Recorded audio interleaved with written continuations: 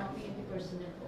Meron tayong hawak na video ngayon na nagpapakita na meron na sila doon sa isang lugar doon na mismong mga miyembro ang nagsusugat doon sa kapwa nilang miyembro na para ipakita at isise sa mga kapulisan natin na galing yung injury nila sa ating mga kapulisan. We're just waiting na ma-authenticate po itong video na ito to show how desperate these people are para ipakita na umaabuso yung mga pulis natin, nananakit ang mga pulis natin. But on the contrary, yung mga pulis natin ang minumura, tinatadyakan at sinasaktan at lahat po ng klaseng pagmumukha ay natanggap na po ng ating mga kapulisan.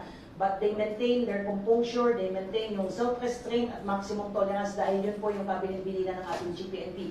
Yung pagtitimpe ng ating mga kapulisan, pangatlong araw na po ito, walang tulog, walang halos ligo at pagkain yung mga pulis natin, limited ang movements, and yet na patuloy po silang tumutupad ng kanilang mga tungkulin at hopefully ay ongoing po yung negotiation ngayon dahil as we speak po, nakabalanda pa rin po yung fire trucks, yung boom truck, yung crane, pati yung mga wing van doon sa highway po. Wala pong nakakadaan dyan at gabi pa po tayo nakikipag-negotiate sa kanila na alisin po doon para hindi po ma-hamper yung delivery ng service po at makadaan po yung mga tao po doon. And in fact, yung mismong boom truck nila, yung crane, yung malaking bola po doon, ay nasa taas po yun ng mga CDM contingent natin na any movement at bumagsak po yun, may mamamatay na pulis po doon. So ganun po yung sitwasyon ngayon doon, but the situation remains manageable. Open po ang PNP sa negotiation, no less than the regional director, si General Torre, ang nakikipag-negotiate